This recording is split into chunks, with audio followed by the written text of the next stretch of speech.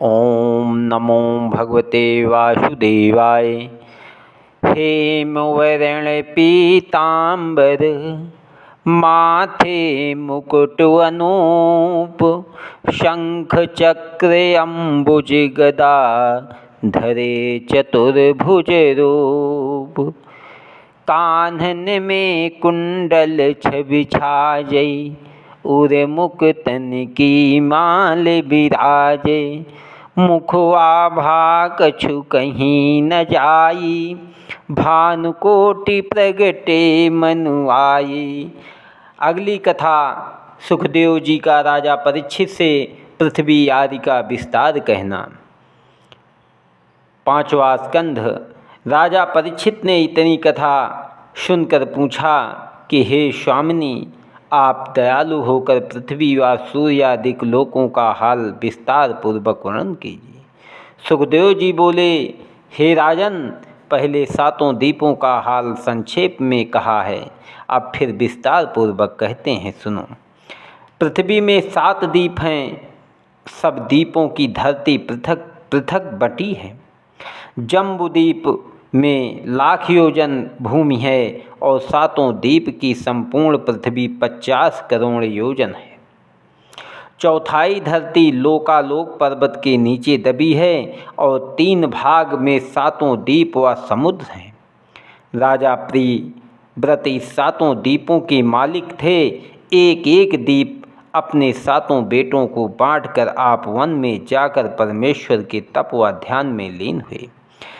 प्रियव्रत के अग्निध्र नामक बेटे ने जम्बूद्वीप के 9 खंड करके एक एक खंड अपने पुत्रों को बांट दिया।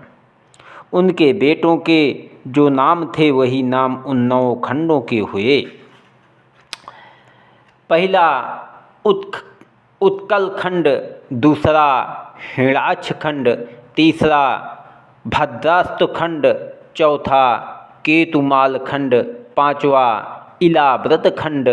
उस खंड के मध्य में सुमेरु नामक सोने का एक पर्वत, लक्ष योजन ऊंचा, 16,000 योजन लंबा, 8,000 योजन चौड़ा और 32,000 योजन के घेरे में है। छठा नाभिखंड, सातवां किम्भू किम पुरुष खंड, 8वां भरत खंड और 9वां नरहरि खंड है। ब्रह्मांड कमल फूल के समान गोल है। एक एक पर्वत 9 खंडों के सिवाने पर पर्वत वर्तमान है। सुमेरु पर्वत के चारों ओर 4 पहाड़ पर दूध, शहद, पानी व रस के कुंड भरे हैं और 4 बहुत अच्छे बाग, फल व पुष्प लगे हैं। कुएं कुबेर, महादेव, इंद्र व वरुण देवताओं के वहाँ पर ऐसे बने हैं कि जहाँ जाने के स्नान करने से देवपत्नी जवान हो जाती हैं। सुमेरु पर्वत के शिखर पर ब्रह्मापुरी 10,000 योजन लंबी व चौड़ी जड़ाऊ बनी है। वहाँ भांति भांति के पक्षी मीठी बोली बोलते हैं। हे राजन, वहाँ की शोभा हम तुमसे कहाँ तक वर्णन करें, देखने से मालूम होती है। सुखदेव जी का राजा परीक्षित से लोकालोक पर्वत की कथा कहना। सुखदेव जी ने कहा, हे राजन, इस तरह जम्बूद्वीप में 9 खंड हैं और हर खंड के रहने वाले सब अवतारों की पृथक पृथक पूजा करते हैं। इस सातों द्वीपों के बाहर लोकालोक पर्वत है, उसके उधर अंधेरा रहता है, सूर्य या चंद्रमा का प्रकाश नहीं रहता। वहाँ योगी लोग जा सकते हैं, संसारी लोग वहाँ जाने की सामर्थ्य नहीं रखते। बड़े बलवान 8 हाथी, जिनको दिक्पाल कहते हैं, पृथ्वी के 8 ओर धरती और अपने नीचे ऐसा दबाए हैं कि हिलने नहीं देते। सुमेरु पर्वत पर कुबेरपुरी, वरुणपुरी, इंद्रपुरी और यमपुरी है। सूर्य का रथ 2-2 पहर के बाद इन चारों पुरियों में प्रातःकाल, दोपहर, संध्या व आधी रात के समय एक एक जगह पहुँचता है। ब्रह्मा की पुरी से गंगा जी निकलकर सुमेरु पर्वत के नीचे गंगोत्री में आई हैं। सुखदेव जी स्वामी का गंगा जी की महिमा वर्णन करना। सुखदेव जी ने कहा, हे परीक्षित, गंगा जी की उत्पत्ति विस्तार पूर्वक कहता हूँ, सुनो। जब नारायण जी ने वामन अवतार लेकर 3 पग पृथ्वी राजा बल से दान लिया और विराट रूप धारण करके एक पग से 7 लोक नीचे के और दूसरे पग से 7 लोक ऊपर के नाप लिए, तब ब्रह्मा परमेश्वर की दाहिना चरण अपनी पुरी में पहुँचते ही त्रिविक्रम अवतार जानकर उठ खड़े हुए। ब्रह्मा ने अपने कमंडलों में से बिरजा नदी का पानी, जो ब्रह्मा रूप परमेश्वर के आंसू गिरने से वैकुंठ में प्रकट हुई थी, लेकर उन चरणों को धोया और चरणामृत लेकर वह जल अपने शरीर व आँखों में लगाया। चरण धोते समय जो पानी सुमेरु पर्वत पर गिरा था, वह नीचे आकर मंदराचल पहाड़ के सिवाने पर थम रहा। फिर वहाँ से चारों धारा होकर बहा, तो एक धारा सुमेरु के पश्चिम, दूसरी सुमेरु के दक्षिण, तीसरी सुमेरु को उत्तर दिशा में बहकर समुद्र में मिल गई। चौथी धारा जो पूर्व को बही थी, वह भागीरथी के तपोबल से इलाव्रत खंड को बाईं ओर छोड़ती हुई नारायण पर्वत से उतरकर गंगोत्री से होकर भरतखंड में आई। उसी धारा का नाम संसार में गंगा जी प्रकट हुआ। गंगा जी का ऐसा महात्म्य है कि जो कोई गंगा स्नान, जलपान व दर्शन करने की वास्ते अपने घर से जाने की इच्छा करता है, उसके करोड़ों जन्म के पाप छूट जाते हैं। वह मनुष्य इस इच्छा से जितने पग चलकर गंगा जी तक पहुँचता है, एक एक पग धरने के बदले उनको 100 राज सूर्य अश्वमेघ यज्ञ के फल मिलते हैं। यह वचन सुनते ही परीक्षित ने संदेह मानकर सुखदेव जी से पूछा कि महाराज, जब मनुष्य को गंगा स्नान के लिए जाने से ही ज्ञानों के यज्ञों के फल मिलते हैं, तो हमारे दादा युधिष्ठिर ने किस वास्ते इतना रुपया खर्च करके यज्ञ किया था और दूसरे राजा क्यों यज्ञ करते हैं? यह वचन सुनकर सुखदेव जी बोले, हे राजन, हम एक इतिहास तुमसे कहते हैं, सुनो। एक समय महादेव जी पार्वती को साथ लेकर मकर महीने में गंगा स्नान करने के लिए प्रयागराज को जाते थे। राह में पार्वती जी ने बहुत लोगों को जाते हुए देखकर महादेव जी से गंगा स्नान का महात्म्य पूछा। शिव जी ने कहा, हे पार्वती, जो कोई अपने घर से गंगा नहाने चले, उसको एक एक पग चलने से 100 अश्वमेघ यज्ञ का फल मिलता है और करोड़ों जन्म के पाप छूट जाते हैं। जाने से वह देवता के समान हो जाता है। यह वचन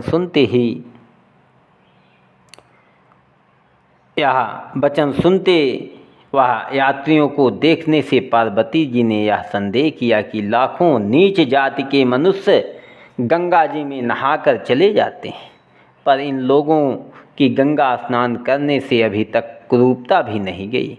देवता का तनु किस तरह पावेंगे? महादेव जी जैसा कहते हैं, इतने यात्रियों को वैसा फल किस तरह मिलेगा? ऐसी शंका करके पार्वती जी फिर विनयपूर्वक बोली कि महाराज, आपने गंगा जी का महात्म्य इस तरह वर्णन किया और इस यात्रा करने वालों का रूप देखने से मुझे इस बात की प्रतीत नहीं होती। महादेव जी बोले कि इसका भेद हम तुमसे क्या कहें, चलो आँख से दिखला देंगे। यह कहकर जब शिव जी गंगा के निकट पहुँचे, तब वहाँ कोढ़ी रूप बनकर बैठ गए और पार्वती जी से बोले कि तुम दिव्य रूप अति सुंदर होकर मेरे शरीर की मक्खी उड़ाओ। स्नान करने वाला जो कोई मुझसे पूछे तो तुमसे पूछे, उससे यह कहना कि हमारा पति कोढ़ी हो गया है। सो एक पंडित ने कर्म विपाक की पोथी देखकर बतलाया है कि जिस किसी ने 100 अश्वमेघ यज्ञ किए हों, वह इनको अपने हाथ से छूट दे तो इनका कोढ़ छूट जावे। यहाँ लाखों मनुष्य नहाने आते हैं, इसलिए इनको यहाँ लाकर बैठी हूँ कि जिसने 100 यज्ञ किए हों वह इनको छू दे। तो इनका यह तनु अच्छा हो जावे। जब पार्वती जी ने देव कन्या के समान बनकर मक्खी उड़ाने और यही बात कहने लगी, तब बहुत से यात्री उनका रूप देखते ही मोहित होकर उनके चारों ओर खड़े हो गए। उनमें कोई पार्वती को अपने साथ चलने के लिए कहता, कोई उनसे हंसी ठट्ठा करता और कितनों ने अनेक तरह का डर व लोभ उन्हें दिखलाया।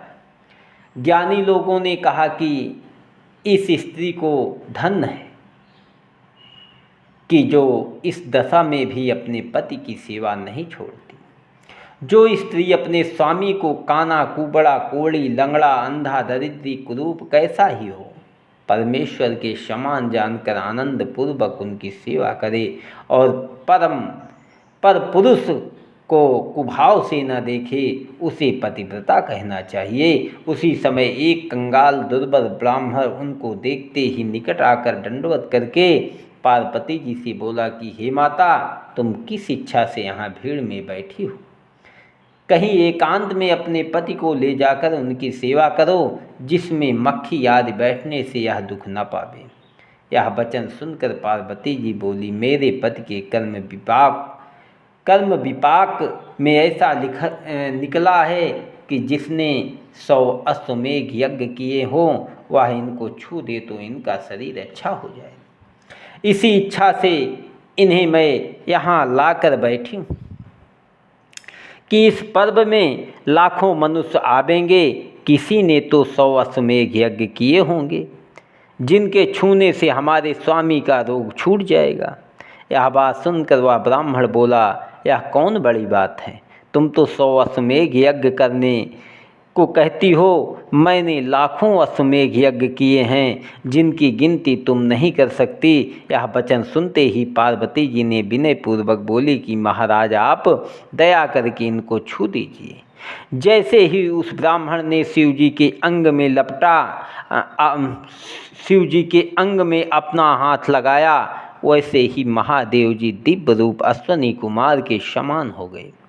यह हाल देखकर पार्वती और सब यात्रियों को इस बात को संदेह हुआ कि इस ब्राह्मण की उम्र 30 वर्ष की होगी और यह कंगाल है।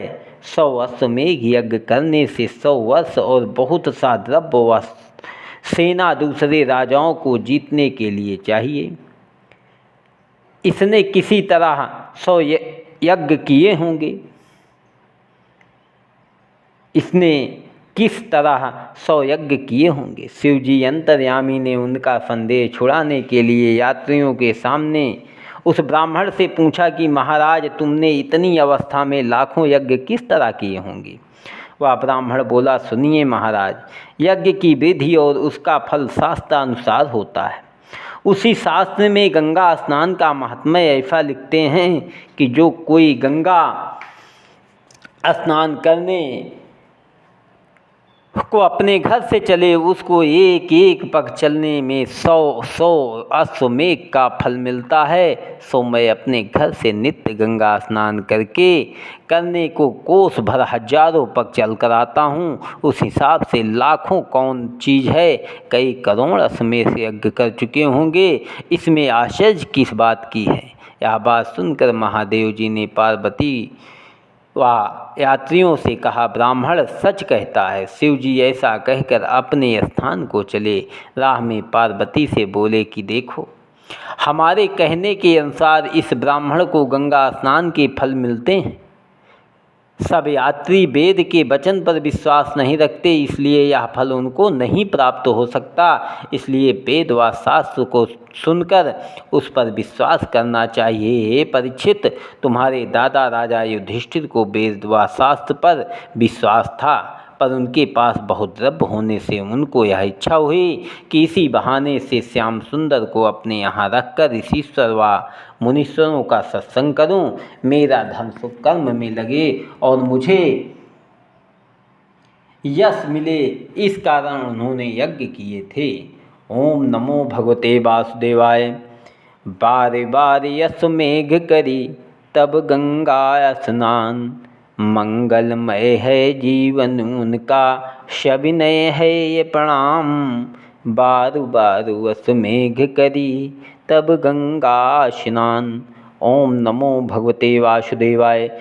सुखदेव जी का यह वर्णन करना कि कौन कौन खंड में किस किस अवतार की पूजा होती है।